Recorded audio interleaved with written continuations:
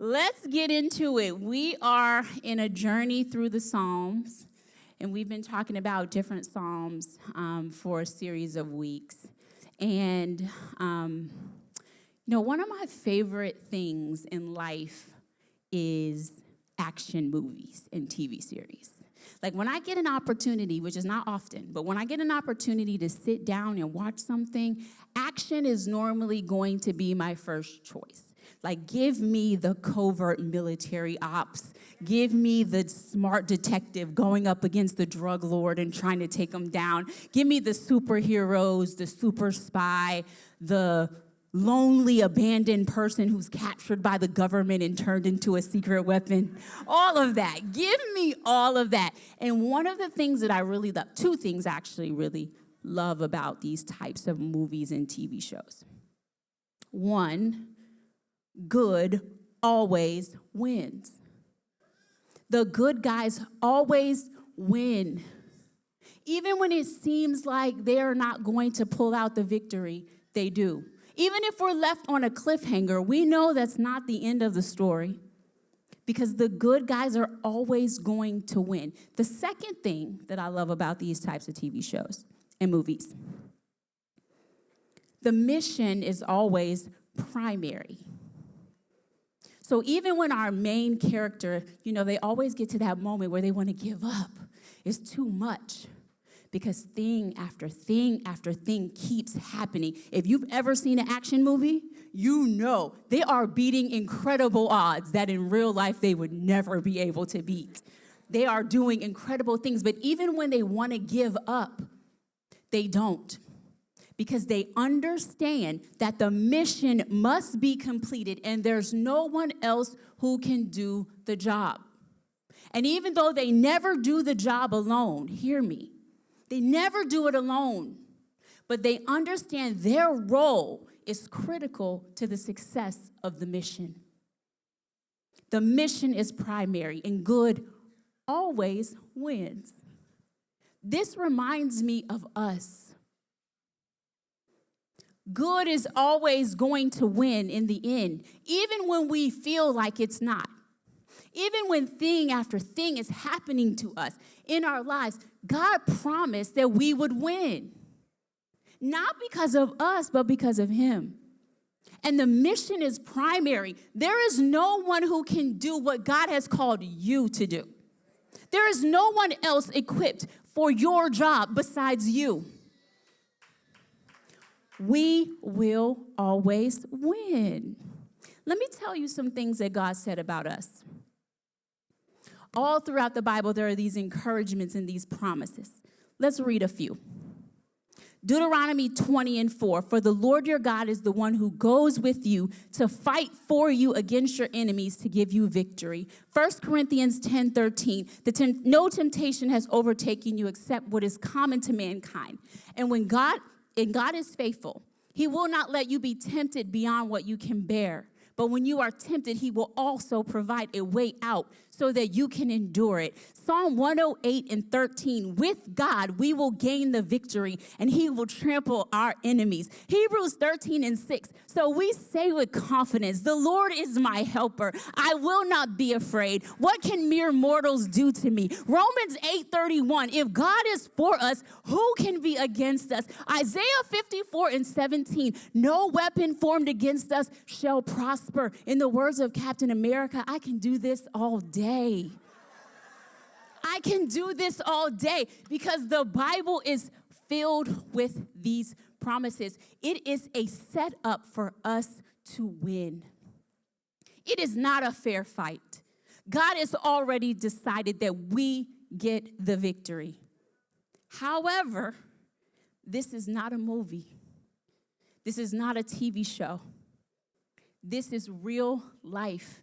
And in real life, we have real problems, we have real insecurities, and we have real fears. And so, rather than focusing on the fact that God has already given us the victory, rather than focusing on the fact that it's a setup for us to win, I mean, even in death, we still win. Because in death, we get to be with Jesus. Rather than focusing on the fact that we cannot lose, we allow fear to win. And it holds us back from doing what we're called to do.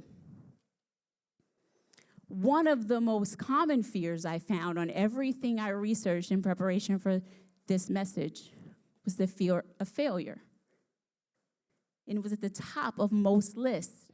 That lets me know that while we have many external things that we are afraid of, disease, car accidents, carjackings, kidnapping, human trafficking, there's lots of external things that we are afraid of. But the biggest threat to our success is us.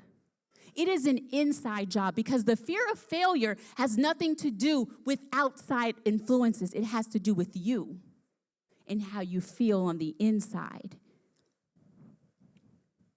One of the shows that I just recently watched, and I was binge watching this, it's called Shadow and Bone. Anybody see Shadow and Bone? Okay, I got like 2 hands, all right.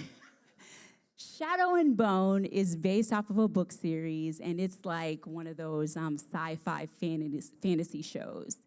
And it takes place in what's called the Grishaverse. And the Grishaverse is composed of 6 nations. And Grisha are people who have special abilities. Not everybody in the Grishaverse has special powers, but the Grisha do. And they can do one of 3 things. They can either move elements like earth, wind, fire. See what I did there? They can control materials like metal or glass, or they can manipulate the human body. Like they can hear your heartbeat. They can stop your heart with their hands. And it's a classic story of a prophecy that has existed for many ages of one who would come, overcome the darkness, and unite the nations. Does this sound familiar to anyone? And our story centers around Alina and her best friend, Mal. Alina is the chosen one. Now, that's not a spoiler. You can see that in the trailer and all of the marketing materials. She is the one. And there's a couple of observations. I don't want to over-spiritualize this show that I saw on Netflix. But the whole time I'm watching it, I'm like, there's like 15 sermons in this show. And I want to share a couple of observations with you that I feel like we can relate to. First, the fear of the unknown. The Grisha, at a particular time every year, will go around the land and they will test children to see if the children have powers, because that's when the powers are first manifested. And they test the children, and if the child is found to have these powers, they will take them to a safe place so that they can teach them and help them grow and develop in their powers, teach them the history of the Grisha and all of this kind of stuff, because it's very dangerous for a child to have power they don't know what to do with. It's kind of like Professor X and X-Men. He has the school for the people with the powers. So the Grisha testers come to the orphanage where Alina and Mal are growing up. And Mal has a cut on his hand. You need 2 hands for the test, because a Grisha needs 2 hands to activate their power. But because Mal's hand is injured, he's not going to be able to take the test. So for fear that Alina might take the test and find out that she actually has a power, they hide. So they don't take the test, neither one of them. Nobody can find them. They hide. So they miss the moment. The fear of the unknown had them miss an opportunity that could have changed everything. And that is some of us.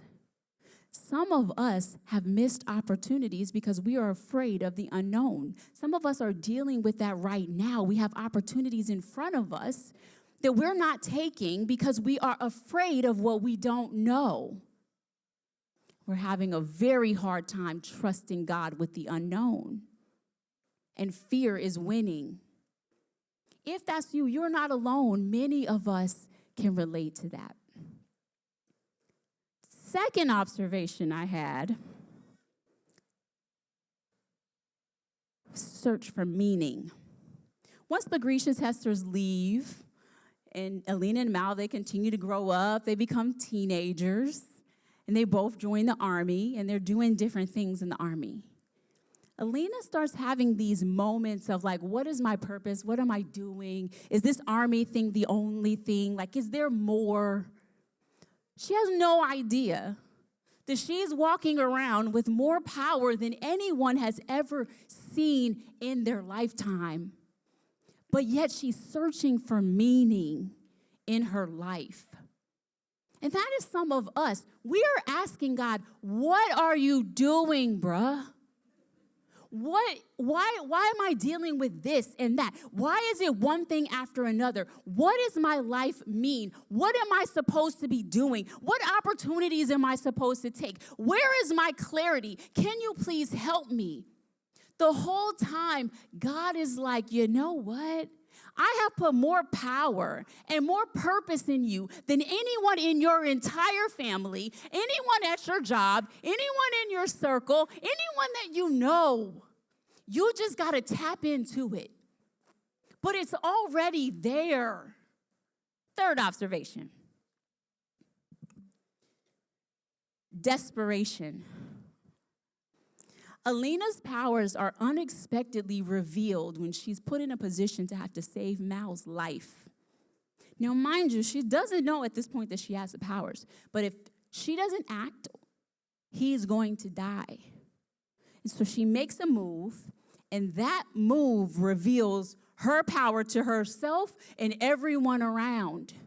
And she's completely shocked. But it was the desperation to save her best friend's life that brought that out of her. We have had some very desperate situations. We are in some very desperate situations, and those situations are not designed to crush us. God allows us to get in desperate situations so that he can bring out something in us that he has placed in there. And sometimes, my friends, our desperation can push us to do things that we never thought we could do. But it's only brought out when we're desperate. The last observation that I have is acceptance. Alina reaches a point in the story where she begins to accept who she is, because it was very hard. She was struggling with the whole fulfillment of a prophecy thing. She finally gets to a place where she accepts who she is.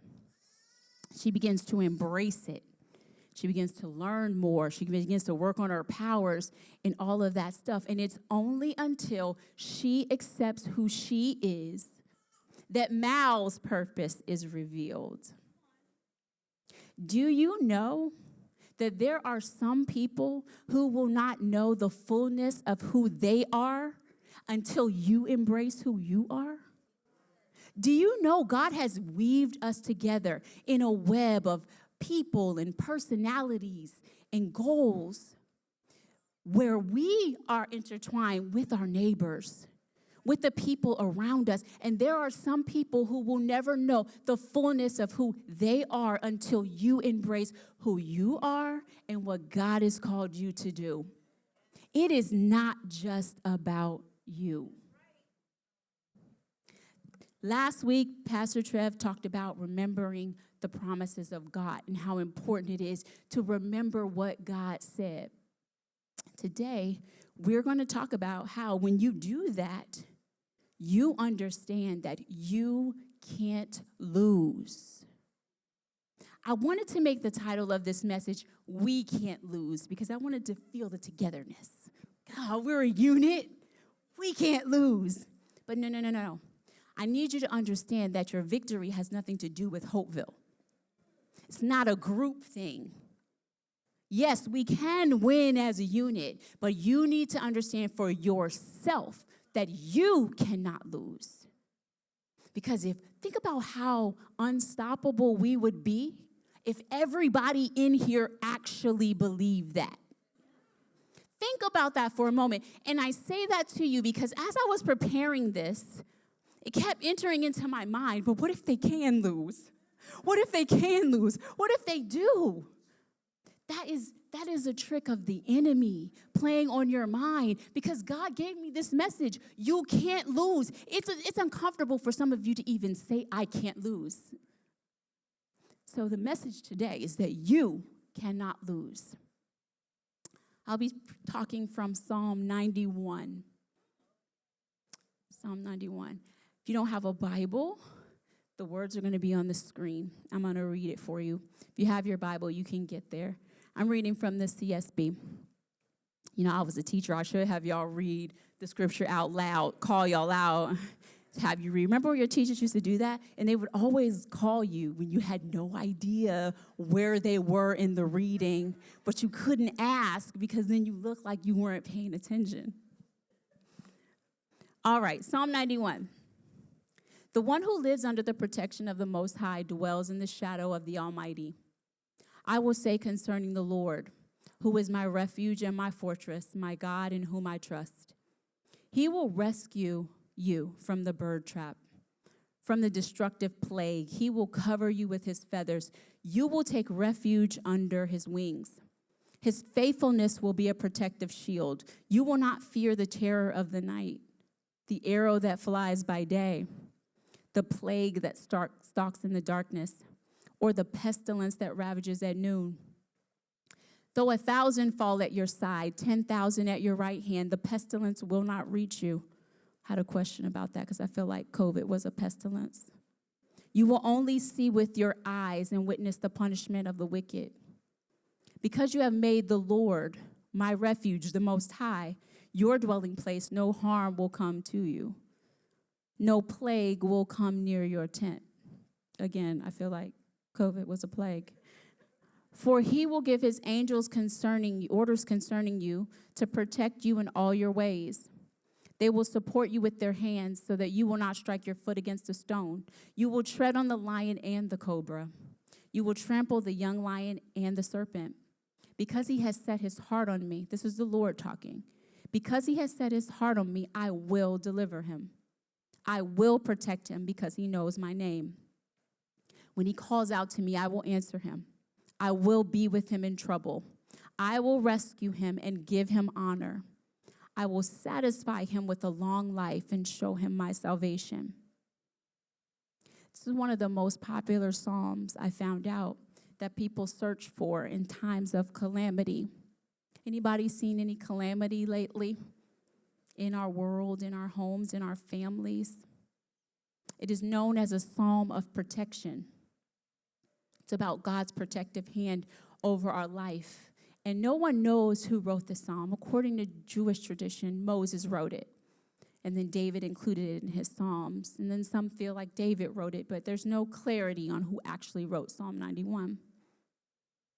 And honestly, I didn't want to use Psalm 91. When I started preparing, immediately knew this was the psalm. But I didn't want to use it because I was confused. Because we did have a plague that came very near our tent. When it speaks of the arrows that fly by day, I thought of mass shootings that take place in the daytime. I thought of all of the calamity that has actually come to us. So I felt like, God, what are you talking about? We are experiencing lots of darkness. We are experiencing lots of things that you just said here that we won't experience, but they are real. How do I tell the people no harm will come near their tent when the harm has already come? What are you talking about? And then God settled me and reminded me of a moment I had with my son Isaiah. A couple days, like early in the week, I had to get my car serviced, and it was about a 2-hour situation, and I had the littles with me because solo parenting. And they were getting restless. And so I said, oh, well, let's walk to Starbucks. They like to get bagels from Starbucks. And so I said, let's walk to Starbucks. It's about a 10-minute walk. But we had to walk along this very, very busy road. And there was a sidewalk, but it wasn't big. The cars were going against the cars, so we could see them coming, and they're speeding because this is, like I said, it's a very busy road. And the littles were very, very feeling nervous because the cars were going by so fast. Isaiah more so than Journey. So I grabbed his hand and I said, Isaiah, you are safe. I'm not going to let anything happen to you. Trust me. The truth of the matter is there were too many factors in that situation that I could not control. The truth of the matter is I really couldn't keep him safe if a car had an accident and jumped onto the curb. There would be nothing that I could do, but I needed to look him in his face.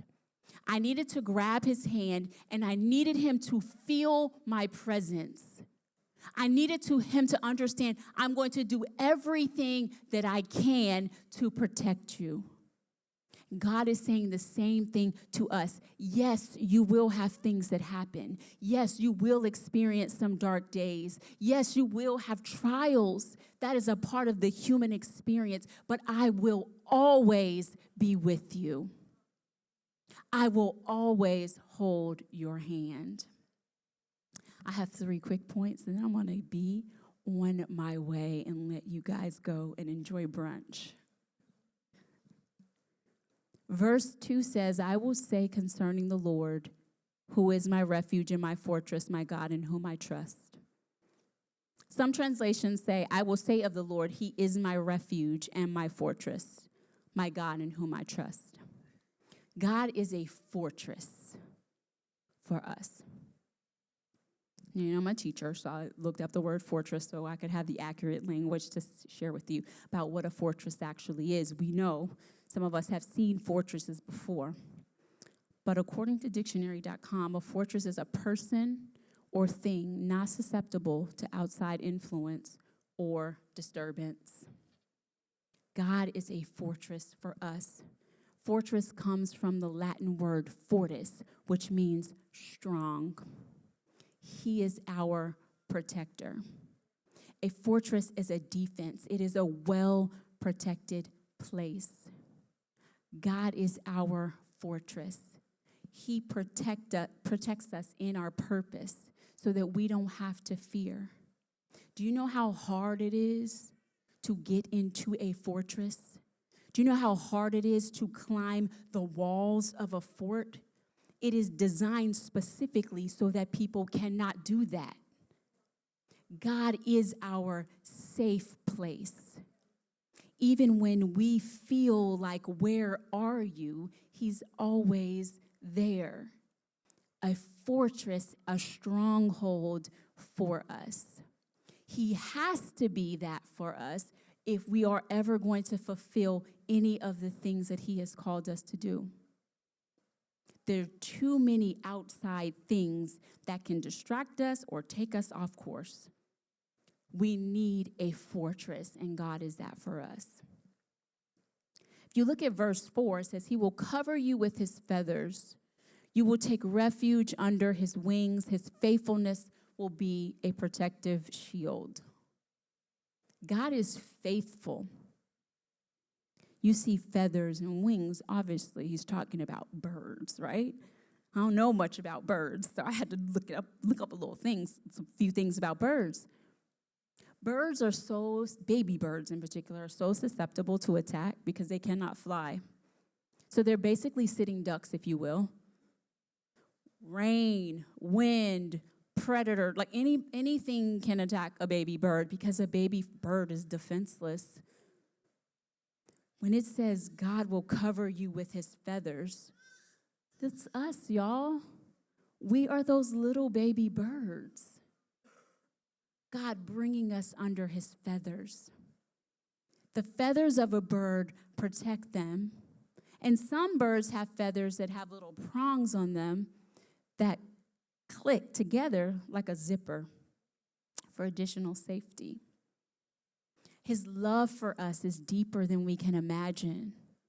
And as you see, a baby bird being protected is a very close proximity. God isn't being faithful to us from high up in the heavens. He's with us. He's faithful here in this moment, present with you, protecting you. The underside of most feathers has a little bit of a fur to keep the baby birds warm. He did not use the analogy of birds and feathers and wings in this verse by accident. No. He's intentional about that. He's also very intentional about his faithfulness to us. He is a loving father. He is consistent. He is supportive. He is there. You are not here by accident. Every part of your life has been thought out. He is our faithful God. Third, God secures our future. Verses 14 through 16 is God speaking in this. Because he has set his heart on me, I will deliver him. I will protect him because he knows my name. When he calls out to me, I will answer. I will be with him in trouble. I will rescue him and give him honor. I will satisfy him with a long life and show him my salvation. When God says, I will, he will. He is not a man. He cannot lie. He wants to answer us when we call. He wants to help us in times of trouble. He wants to be there, but we have to call. To call on someone is to understand that you cannot handle things on your own. You've got to rely on a force or a source outside of yourself. And that source is God. He is securing our future. Remember, we started this all off talking about how we cannot lose. We can only have that type of victory with God in the place where he said he's going to be and showing up in the way that he said he would show up. And not only that, he said he wants to give us honor. Now, I don't know if any of you have been honored for any of your accomplishments, big or small, but it feels really good to be acknowledged for what you have done. And a lot of times we focus on honoring God, which makes sense because he's God. But in here it says God wants to give us honor. He wants to acknowledge us for what we're doing, for how we're pressing, for how we're showing up, for how we're blessing people. He wants to give us honor.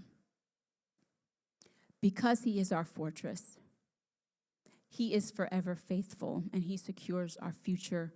We cannot lose.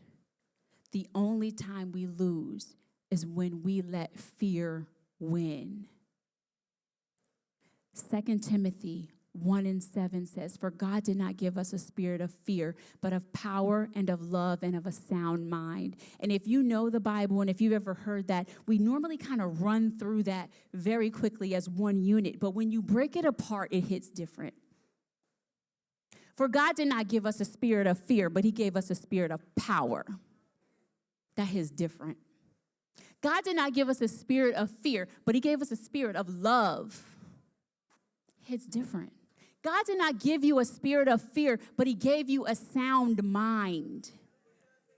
When you break it apart, it hits very, very different. It is important for us to understand and to remember, especially here in Baltimore City, that we can't lose. Whether you want to be or not, you are in a battle. Let some people tell it, the things that are happening in Baltimore City aren't happening in every other major city in the country. But they are. The good news is that regardless of how much darkness the media wants to bring up, there is great work being done here. God is here in Baltimore. Some people under the sound of my voice right now are afraid of Baltimore. You're here, but the narrative and all of the things that are happening here make you afraid. That's real talk. And I ain't mad at it. I understand it because I have felt that myself. But God is here. And he is the greater power. And just like in every superhero movie, good is going to have the victory. It is important to remember that God has put something in all of our hands to do. You cannot continue to fly under the radar. Continue to attach yourself to big causes. What has God specifically called you to do? Do that, and do it with the confidence and the understanding that you cannot lose. He is your fortress. He is faithful, and your future is secure in God. Let us pray.